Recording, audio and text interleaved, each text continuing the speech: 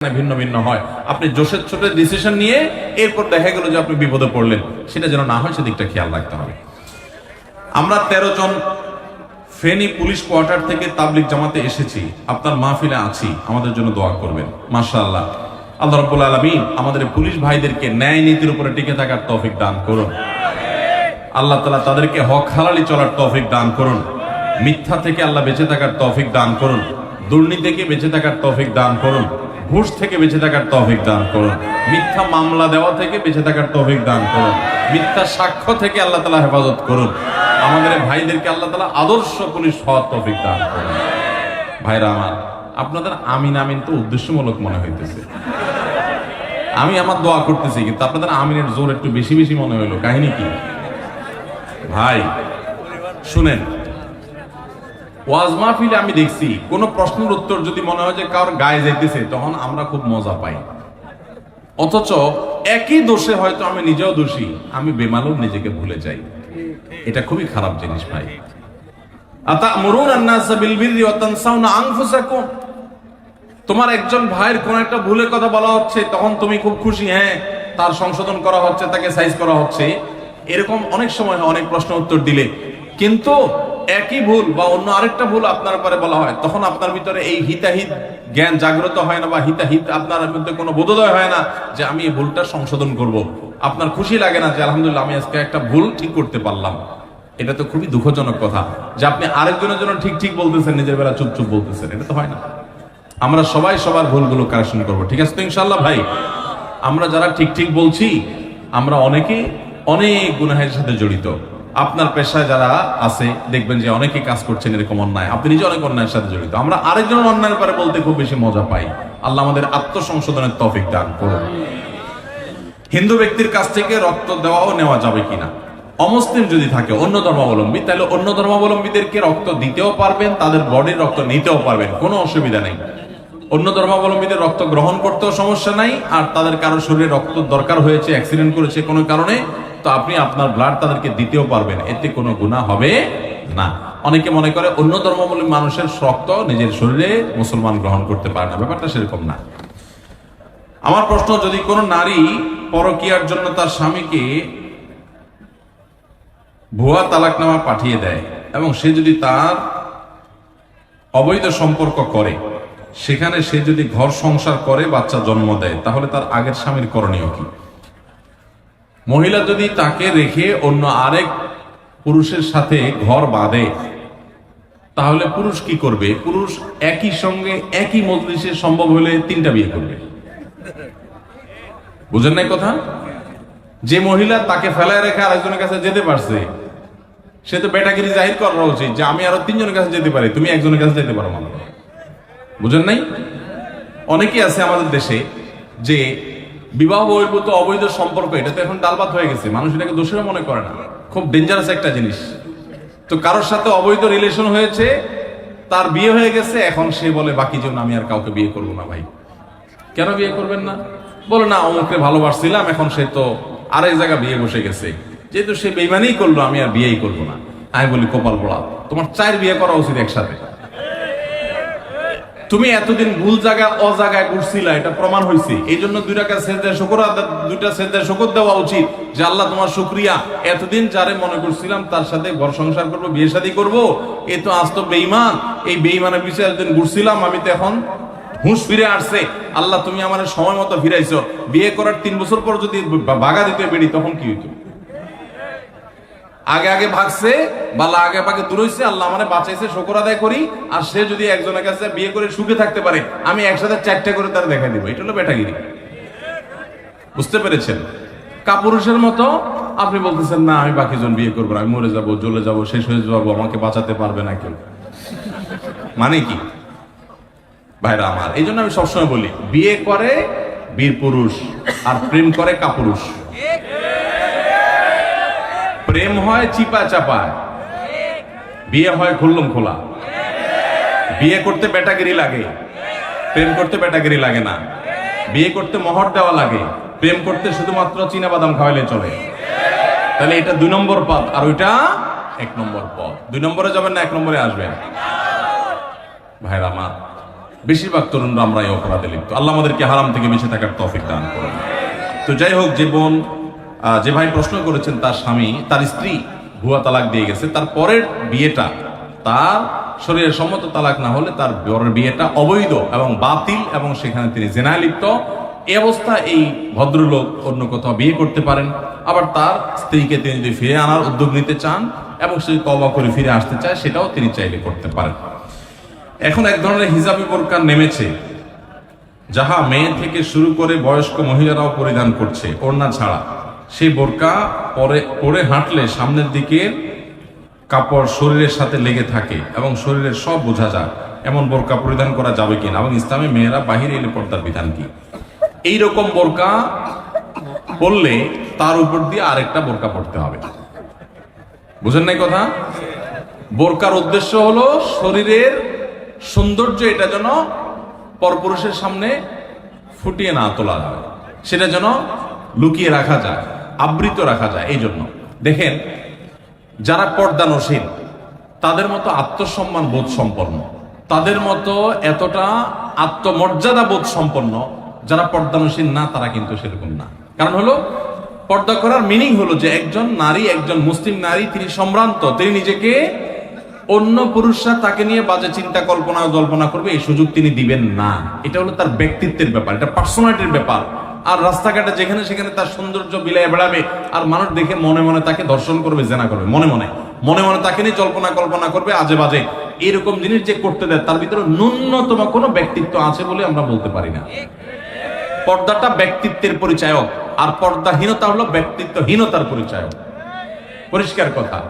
পর্দা এবং শালীন পোশাক এটা মানুষের ব্যক্তিত্বকে প্রমাণ করে, আর পর্দাহীনতা, অশালীনতা এটা ব্যক্তিত্বহীনতাকে প্রমাণ করে।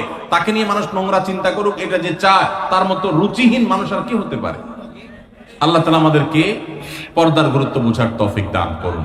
এখন যদি এমন কোন বোরকা পরেন যে বোরকাটা এতটা আঁটো এতটা শরীরের সাথে লেগে থাকে, শরীর অঙ্গ প্রত্যঙ্গ ফুটে উঠে, সেই বোরকা পরা আর সাধারণ কাপড় চোপড় পরে অশ্লীল পোশাক পরে চলাফেরা করা একই কথা।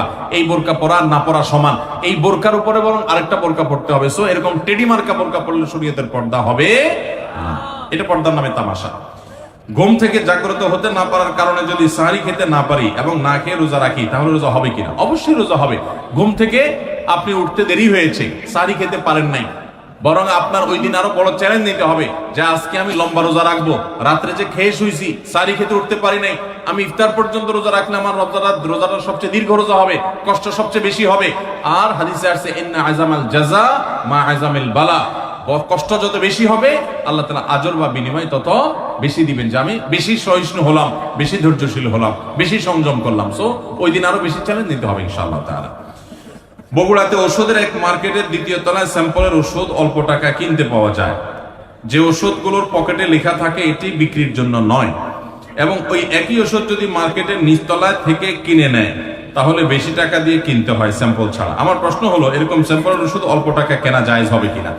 যেটা বিক্রির জন্য নয় সেটা স্যাম্পল হতে পারে, সরকারি ওষুধ হতে পারে, এইটা যদি আপনি কিনেন তাহলে গুনাহ হবে, কারণ আপনি চোরের সহযোগিতা করলেন। দাম কম হলেও সে ওষুধ কেনা যাবে না।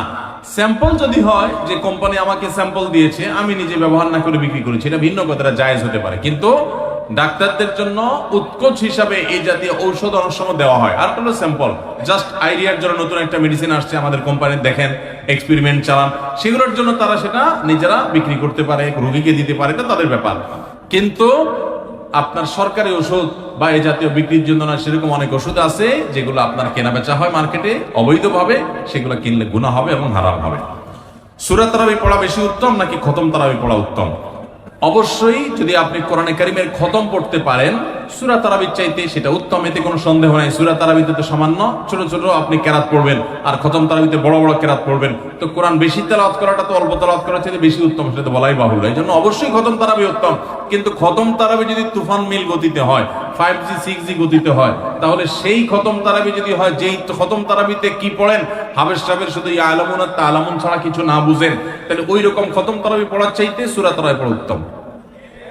কথা কি বুঝতে পারছেন? যদি হাবেশ সাহেব মাঝখানে কি পড়ে কিছুই বুঝেন না, শেষে শুধু আলামুন আর তালামুন টান দেখে বুঝতে পারলেন যে এখন রুকুতে যাবে, তাহলে এই তারাবি পড়া আর না পড়াতে কোনো পার্থক্য নাই। অনেক জায়গাতে এরকম তারাবি পড়ে, ওই যে সোশ্যাল মিডিয়াতে কিছু কিছু ভিডিও পাওয়া যায়, হ্যাঁ, দেশের বাইরের, যে এমন গতিতে তারাবি পড়ে যে আপনি 3 আয়াত পড়তে না পড়তে তারা 1 রাকাত শেষ। এগুলা তারাবির নামে তামাশা। শুধু খতম তারাবি কেন, অনেক সূরা তারাবিও এরকম আছে যে পড়ে সূরা তারাবি, সেটা আবার এরকম 5G গতিতে পড়ে। তারাবির নামে যে কত তামাশা চলে। কয়দিন আগে দেখলাম ফেসবুকে একটা পোস্টার যে ব্যবসায়ীদের জন্য বিশেষ তারাবির প্যাকেজ। কি প্যাকেজ? 7 দিনে খতমের প্যাকেজ, 5 দিনে খতমের প্যাকেজ, আর একটা 3 দিনে খতমের প্যাকেজ। একটা রেজিস্ট্রেশন ফি 1400 টাকা, আর একটা রেজিস্ট্রেশন ফি বোধহয় 2000 টাকা, আর একটা রেজিস্ট্রেশন ফি আর একটু কম টাকা। হ্যাঁ, রেজিস্ট্রেশন ফি দিয়া হাফেজ সাহেবরা চুক্তি করে তারাবি পড়ায়। কিয়ামতের আগে যে আরো কত কিছু হবে একমাত্র আল্লাহ তাআলাই ভালো জানে। এগুলো সব তারাবির নামে কি ভাই? তামাশা। জায়েজ নাই ভাবে করা। কোন ব্যক্তি সুস্থ এবং রক্তদানের উপযোগী হওয়ার পরও রক্তদান করে না, তাদের উদ্দেশ্যে ইসলামের আলোকে কিছু বলুন। ভাইরা আমার, ব্লাড ডোনেশন অত্যন্ত গুরুত্বপূর্ণ একটা ইবাদত। আমরা অনেকে জানি না। সওয়াবের উদ্দেশ্যে করলে আপনি আল্লাহর কাছ থেকে সওয়াবের আশা করলে আপনি সওয়াব পাবেন। জানলা একজন অসুস্থ ব্যক্তি, তার হয়তো রক্তের দরকার হবে, সুস্থ মানুষের তো রক্ত লাগে না, সো আমি আমার শরীর থেকে 1 ব্যাগ রক্ত দিলাম, প্রপারলি এটা নেওয়া হলো আমার শরীর থেকে এবং দেয়া হলো একজন রোগীকে, তাহলে একজন রোগীর সেবা করার, নিজের শরীরের রক্ত দেওয়ার সব আপনি পেয়ে গেলেন। কত বড় একটা ব্যাপার। একটা পয়সা খরচ করা ছাড়া আপনি একজন মানুষকে, এমনও হতে পারে এই 1 ব্যাগ রক্তের বিনিময়ের মাধ্যমে ওই লোকটা বেঁচে গেল বড় রোগ থেকে, বড় অসুস্থতা থেকে বা মৃত্যু থেকে, তাহলে বিরাট বড় সওয়াব। আপনি টাকা পয়সা দিয়ে যা করতে না পারবেন, অনেক সময় শুধু শরীরে রক্ত দিয়ে তার চেয়ে বেশি করতে পারবেন। এবং রক্ত দিলে মানুষের শরীরের জন্য ক্ষতি হয় তা কিন্তু না। তাহলে আমরা কেন এটা থেকে কার্পণ্য করবো? ইনশাআল্লাহ আসন্না ফাউন্ডেশন থেকে অচিরেই আমরা একটা বৃহত্তর পরিসরে ব্লাড ব্যাংক করতে যাচ্ছি। সারা বাংলাদেশে থ্যালাসেমিয়ার রোগী সহ যত রক্তের প্রয়োজন আছে মানুষের, আমরা তো আশা করছি যে ইনশাআল্লাহ রক্তের সকল ক্রাইসিস আমরা এই ব্লাড ব্যাংকের মাধ্যমে দূর করবো। এছাড়া যে ব্লাড ব্যাংকের মাধ্যমে আপনার সুযোগ হয়, সুবিধা হয়, অবশ্যই আপনি নিয়মিত রক্তদান করবেন। এটা অনেক বড় সওয়াবের কাজ। অনেকে কার্পণ্য করি আমরা, এটা কার্পণ্য করা বোকামি ছাড়া কিছু না। শরীরের কোনোই ক্ষতি নাই, বিনা পয়সা আমি এত বড় সওয়াব পেতে পারি, একটা মানুষ উপকার করতে পারি, কেন করব না? আমরা অধিকাংশ মানুষ খুব বেশি আত্মকেন্দ্রিক, যে আমাদের ছাড়া কিছু চিন্তা করি না। অবশ্য আত্মকেন্দ্রিক মানুষ ভালো মুসলমান হতে পারেন না। ভালোবাসার মানুষকে ইহকালে না পেলে পরকালে পাওয়ার জন্য মোনাজাতে চাওয়া যাবে কিনা? দেখুন, আমরা আমাদের সমাজের একটা বড় রোগ হলো আমরা অনেকে মনে করি যে আখিরাত, কবর, হ্যাঁ, পরজগৎ, পরকাল, এগুলো বোধহয় কোনো পিকনিক স্পট টাইপের কিছু। প্রশ্নের ধরন দেখলে এরকম বোঝা যায়। কদিন আগে, হ্যাঁ, কম্পিউটার লিখে নিয়ে আসছে। কদিন আগে একজনে প্রশ্ন করেছেন এক জায়গায়, প্রশ্নটা ছিল এরকম যে বলতেছে, হুজুর, একজন বাবা তিনি বলেছেন, আমি ছেলে মেয়েদেরকে বলছেন আমি তোদের জমি জমা ভাগযোগ করে দিয়ে যাব না, বলে দিয়ে যাব না কে কতটা পাবে, কারণ আমি চাই আমি কবরে শুয়ে শুয়ে তোদের কামড়া কামড়ি দেখবো, মজা নেব। তো আমি প্রশ্ন উত্তরে বললাম, যেই চাচা এই কথা বলছেন, যে বাপ এই কথা বলছেন, এই বাপও ঠিক এরকম, উনি মনে করছেন কবরটা বোধহয় কোনো রেস্তোরাঁ টাইপ কিছু মনে হয়, এটা বোধহয় খুব পিকনিক স্পট টাইপ কিছু, একটা মজা নেবেন তিনি, দৌড়ের উপরে থাকবেন সেই চিন্তা নাই, উনি ওখানে বসে বসে মজা দেখার চিন্তা করতেছেন। তো ভাইরা আমার, 1 নম্বর কথা হলো, যে প্রশ্ন করেছেন এগুলো হলো যৌবনের ভ্রম, একটা বিশেষ বয়সের পাগলামি। বয়স চলে গেলে এগুলো থাকে না, মানুষ সংশোধন হয়ে যায়। একটা বয়সে মনে হয় অমুককে ছাড়া বাঁচবো না, তমুককে ছাড়া শেষ হয়ে যাবো, হান করেঙ্গে তান করেঙ্গে, হ্যাঁ, এগুলো সব একটা পাগলামি বয়সের থাকে। এই বয়সটা যখন চলে যাবে, পরিণত বয়স হবেন, তখন নিজের আফসোস হবে। এখন মনে যত পাগলামি হয় এগুলো একটা ডায়েরিতে লিখে রাখবেন। একটা ডায়েরি নেবেন, একটা কলম নেবেন, নিয়ে এগুলো শুধু লিখে রাখবেন, এবং এই ডায়েরি কাউকে দেখতে দিবেন না। যখন পরিণত বয়স হয়ে যাবে, 40 পার হয়ে যাবে, তখন এই ডায়েরি খুলে দেখবেন আর লজ্জায় লাল হয়ে যাবেন যে আমি এত পাগল ছাগল ছিলাম, এত বেকুব ছিলাম, আমি বুদ্ধিশুদ্ধি আমার মাথায় এত কম ছিল।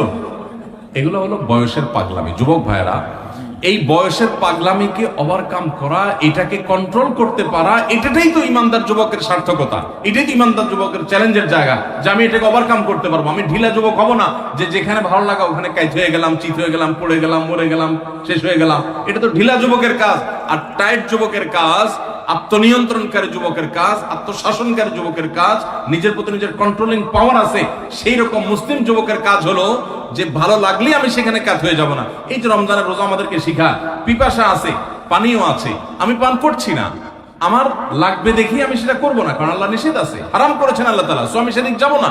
তো এই জিনিসটা তো আমাকে শিখায় আত্মনিয়ন্ত্রণ করা। যে নিজেকে নিয়ন্ত্রণ করতে পারে না, যেখানে সেখানে এরকম কাঁদ হয়ে চিত হয়ে পড়ে যায় এবং ডাইরেক্ট হয়ে যায়, এই অসুস্থ যুবক।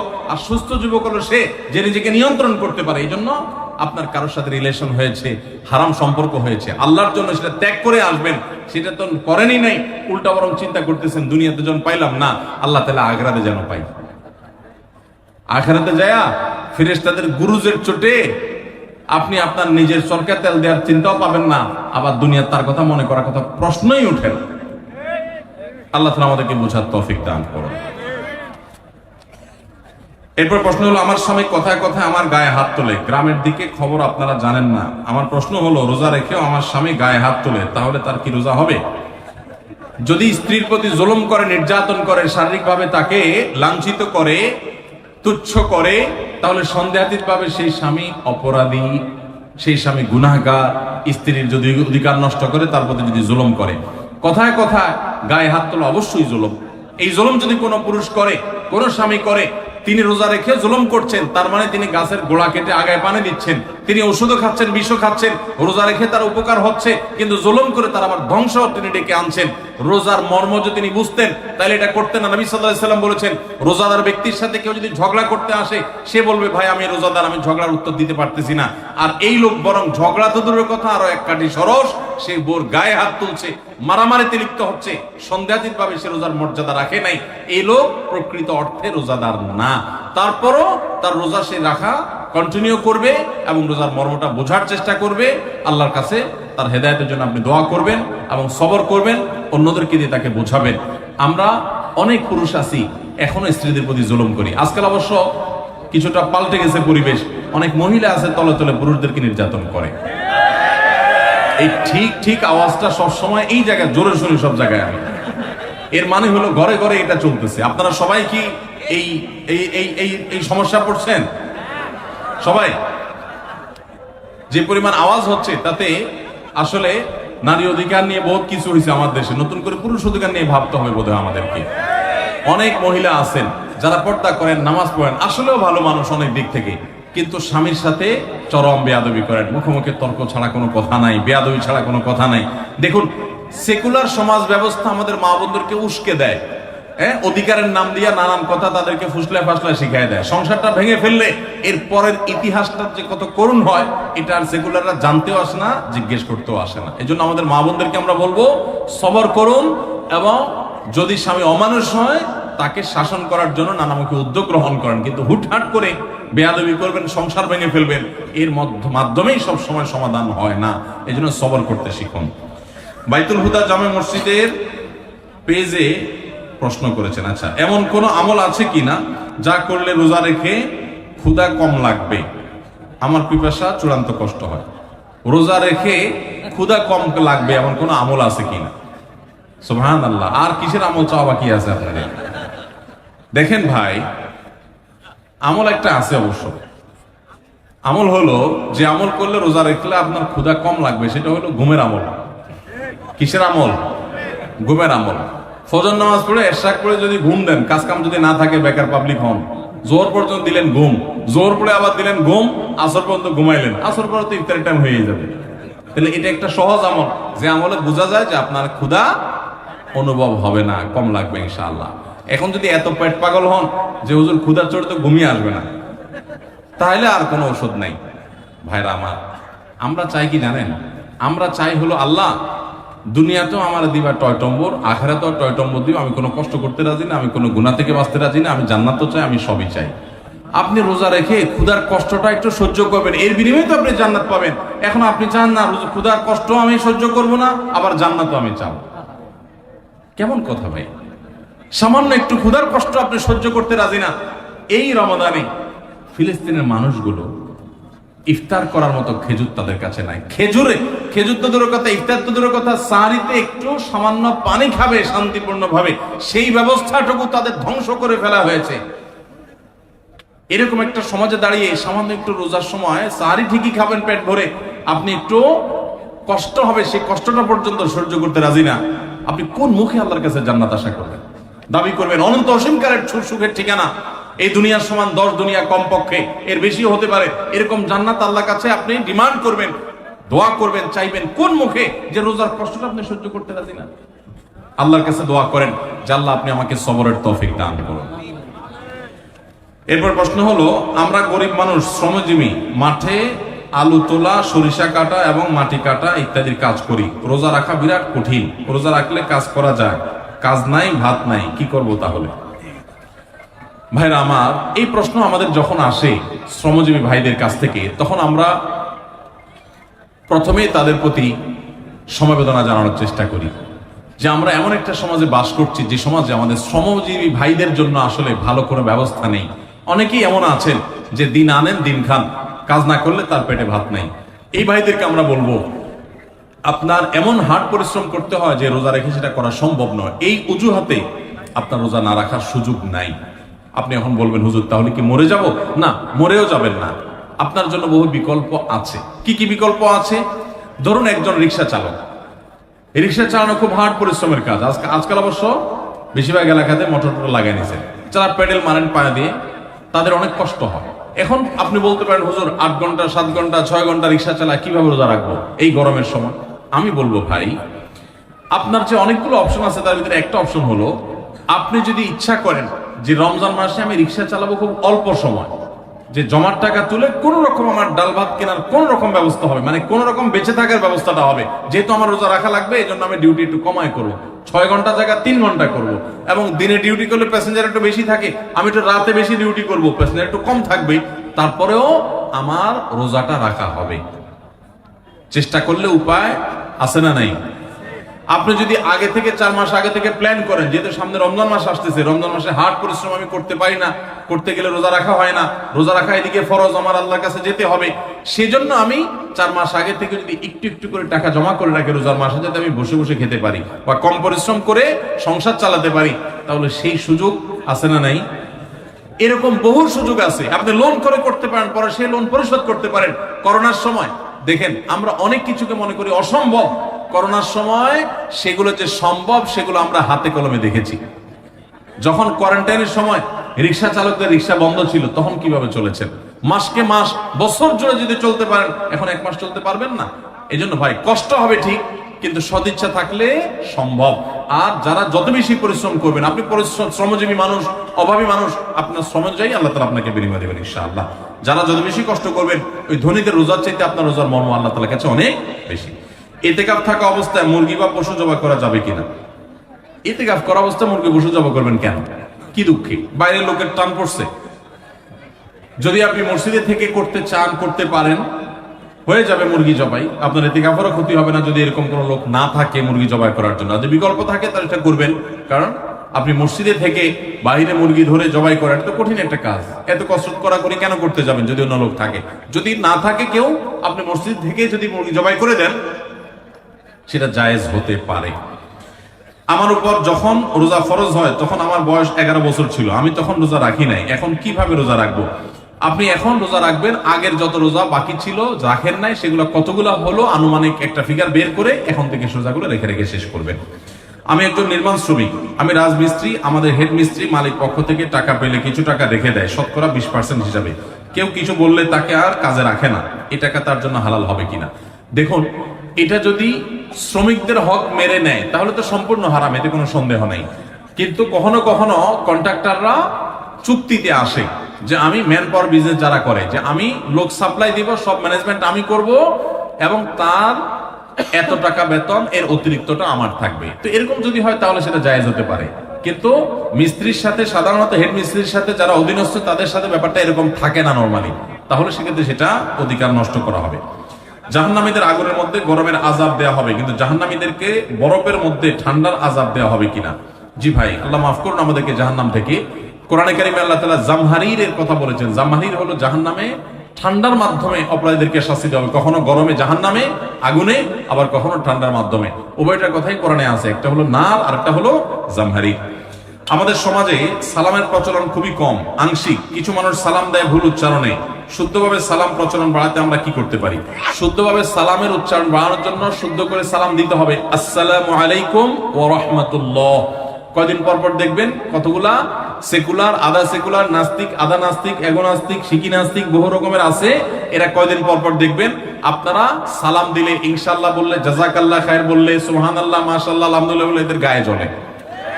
তো আমি বলি এগুলা বেশি বেশি করে বলবেন। এগুলো যত বেশি করে বলবেন তত বেশি সওয়াব পাবেন, কারণ এদের গায়ে যত আগুন ধরবে আল্লাহ তত খুশি হবেন। কারণ এরা যত ইসলাম বিদ্বেষী হওয়ার কারণে তাদের যত অ্যালার্জি হবে, তত বেশি আমরা ইমানদাররা আমাদের মানসিক প্রশান্তি পাবো, যেহেতু তাদের কাছে এগুলোতে অ্যালার্জি হয় এবং সেদের শয়তান খুশি হয়। সো শয়তান বেজার হয় আমরা এগুলো বেশি বললে। অতএব শয়তানকে বেজার করাটাই আমাদের ইবাদত। এই জন্য আমরা এগুলো বেশি করে বলবো ইনশাআল্লাহ, শুদ্ধ করে সালাম দেব। সালামের ক্ষেত্রে একটা বিশেষ কথা বলতে চাই। কর্পোরেট দুনিয়াতে সালামের ব্যবহার, সালামের প্রচলনটা খুব কম হয়। খুব দুঃখজনক একটা ব্যাপার। বড় বড় বাণিজ্যিক প্রতিষ্ঠানগুলোতে, অফিস আদালতগুলোতে সালাম দেওয়া নেওয়া হয় না। কেন দেওয়া নেওয়া হয় না? কারণ হলো সালাম দিলে মনে করে হুজুরি হুজুরি ভাব। ওই জায়গাগুলোতে আরো বেশি করে সালাম দিবেন, বেশি করে সালাম দেবেন। এটা মূর্খতা, অজ্ঞানতা।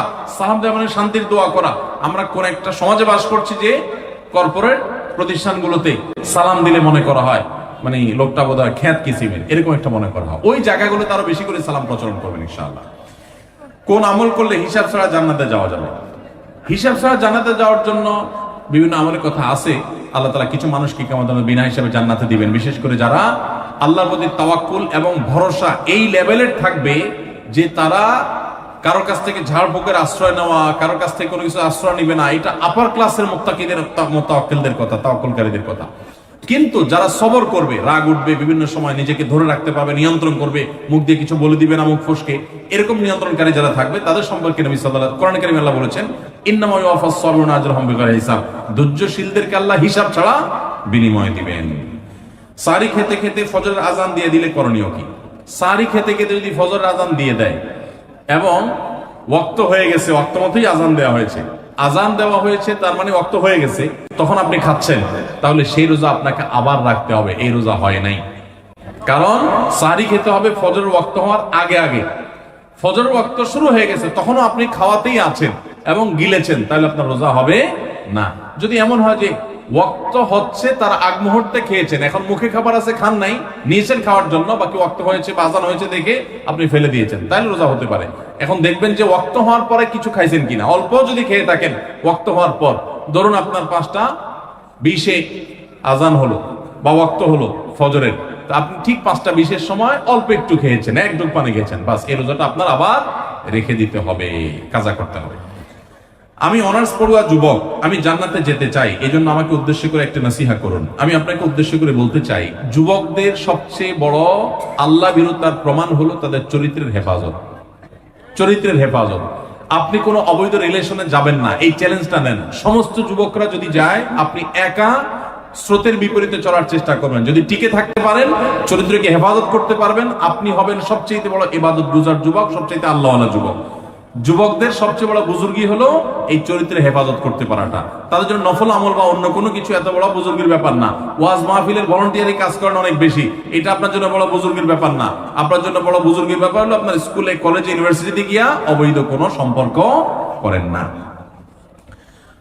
হাফেজ হলেই কি জাহান্নামের আগুন হারাম হবে? জি না।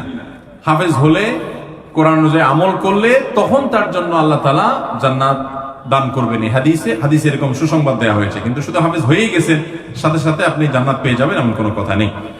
রমজানে হারিয়ে যাওয়া এমন কিছু আমলের কথা বলুন যা অধিক ফজিলতপূর্ণ আমল, কিন্তু তা অনেকেই জানে না বা আমল করে না। 4টি আমলের কথা বলতে পারি। 4টি আমল আমরা অনেকেই গুরুত্ব দেই না, অথচ সে আমলগুলো আমাদের পুরো রমাদানকে সম্পূর্ণ সার্থক করে দিতে পারে, অর্থবহ করে দিতে পারে, রমজান সাকসেস করে দিতে পারে। সে চারটা ভিতরে প্রথম এবং 1 নম্বর যেটা বলতে চাই তা হলো রমজান মাসে রোজা রেখে এবং রাতের বেলা পুরো রমজান জুড়ে সকল প্রকার পাপাচার, কাউকে কষ্ট দেওয়া, গালি দেওয়া, হক নষ্ট করা, সব ধরনের গুনাহ থেকে, গীবত শিকায়াত করা, চোখের গুনাহ, সোশ্যাল মিডিয়া ইত্যাদি সবগুলো থেকে বেঁচে থাকবেন। প্ল্যান করে যে কোনো মূল্যে প্রয়োজনে আমি আইডি ডিঅ্যাক্টিভ করে ফেলবো, অ্যাপ ডিলিট করে ফেলবো, তারপর সব ধরনের গুনাহ থেকে বেঁচে থাকবেন। এটা হলো রমজান সার্থক করার সবচেয়ে গুরুত্বপূর্ণ কাজ। 1।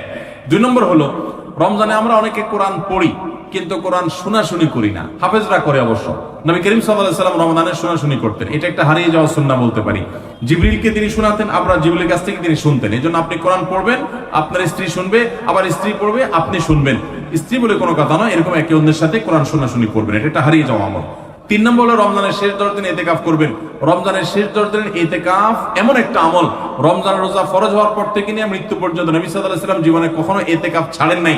আমরা ম্যাক্সিমাম মানুষ জীবনে কখনো করি নাই। ইতিকাফ করা হলো আল্লাহর ঘরে এসে গাঁটি বসকানেই পড়ে যাওয়া, যে আল্লাহ ক্ষমা করা ছাড়া যাব না। ইতিকাফ করা যদি মসজিদে ঘুমায়ও থাকে, ইতিকাফ করাটাই যেহেতু একটা স্বতন্ত্র ইবাদত, সো তার ইতিকাফ করার মাধ্যমে লাইলাতুল কদর তিনি অটোমেটিক পাবেন ইনশাআল্লাহ।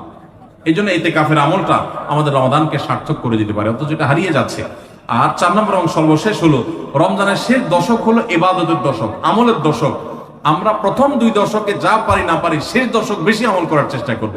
অনেকে আমরা শহর থেকে গ্রামে যাওয়ার জন্য পরিকল্পনা করতে করতে 4-5 দিন চলে যায়। অনেকে কেনাকাটার জন্য 4-5 দিন ব্যয় করে ফেলি। ঈদের প্রস্তুতির জন্য আমাদের শেষের দিনগুলো নষ্ট হয়ে যায়। এগুলো না করে আল্লাহর ওয়াস্তে শেষ দশককে ইবাদতের জন্য রিজার্ভ করে ফেলি, গোটা ফ্যামিলি সহ ইবাদত বন্দেগী করি, রমজানটাকে আমরা উপভোগ করতে পারবো ইনশাআল্লাহ। এটা আমাদের জন্য তৃপ্তির রমাদান হবে। আল্লাহ আমাদেরকে তৌফিক দান করুন। তাহলে 4টি আমলের কথা বলেছি: সকল প্রকার গুনাহ থেকে বেঁচে থাকা, কোরআন শোনাশুনি করা, ইতিকাফ করা এবং রমজানের শেষ দশক বিশেষভাবে ইবাদতের ব্যাপারে যত্নশীল হওয়া, শেষ দশকে সকল ব্যস্ততা কমায় দেওয়া। এই 4টি জিনিস আমাদের রমাদানকে সার্থক করতে পারে ইনশাআল্লাহ। কাদের জন্য রোজা রাখায় ছাড় দেওয়া হয়েছে? কাদেরকে রোজা রাখার ব্যাপারে ছাড় দেওয়া হয়েছে? নাম্বার 1, অসুস্থ ব্যক্তি। এত অসুস্থতা যে অসুস্থ অবস্থা রোজা রাখতে পারে না, তাহলে তিনি পরবর্তীতে রোজা রাখলেও হবে। আল্লাহ বলেছেন ফাইদাতুম মিন আইয়ামিন উখরা, অন্য সময় রোজা রাখবে সে।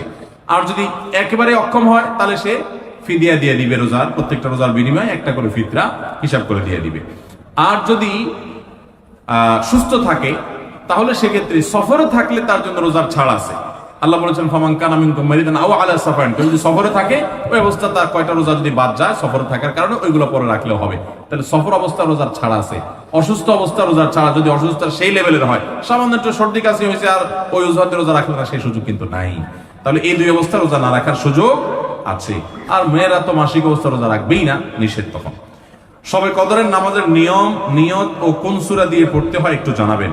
শবে কদরের নামাজের আলাদা কোনো নিয়ম নেই যে 2 রাকাত করে অমুক সূরা এতবার পড়তে হবে অমুক রাকাতে, এরকম কোনো কথা নেই। লাইলাতুল কদর বা শবে কদর হিসেবে রমজানের শেষ দশকে সবগুলো রাতে না পারলে বিজোড় রাতগুলোতে 21, 23, 25, 27, 29 এই রাতগুলোতে বিশেষভাবে ইবাদত বন্দেগী বেশি বেশি করবেন। 2 রাকাত করে যত পারেন নামাজ পড়বেন, আস্তে আস্তে পড়বেন, ধীরে ধীরে পড়বেন, লম্বা লম্বা কেরাত, সিজদা খুব ভালোভাবে করার চেষ্টা করবেন। যে কোনো সূরা দিয়ে পড়তে পারেন। সূরা যদি 1 রাকাতে কয়েকটা পড়েন বা একই সূরা বারবার পড়েন সেটাও করতে পারেন, কিন্তু নির্দিষ্ট কোনো সূরা পড়তে হবে, নির্দিষ্ট কোনো নিয়ম নেই। এরপরে প্রশ্ন হলো, রমজানের প্রথম 10 দিন, মাঝের 10 দিন ও শেষের 10 দিনকে বলা হয় রহমত, মাগফিরাত ও নাজাতের দিন। এটা কতটা সহি? তাহলে কি ওই দিনগুলোতে রহমত, মাগফিরাত, নাজাত পাওয়া যাবে নাকি বাকি দিনগুলোতেও পাওয়া যাবে? দেখুন, এই হাদিসের সনদকে মুহাদ্দিসরা কেউ কিছুটা দুর্বল বলেছেন, কিন্তু এটার মাধ্যমে এটাও হতে পারে যে এই দশকে বিশেষভাবে রহমত দেওয়া হয়, অন্যগুলোতে আমভাবে দেওয়া হয়। এর মানে এই না যে অন্য দিনগুলোতে রহমত দেওয়া হয় না। শেষ প্রশ্ন, নারীদের জন্য কিছু আমল বলুন, কারণ রমজানে বাসায় সাহারি, ইফতারি, অন্যান্য কাজ করতে করতে বেশি বেশি আমলের সুযোগ তারা পান না।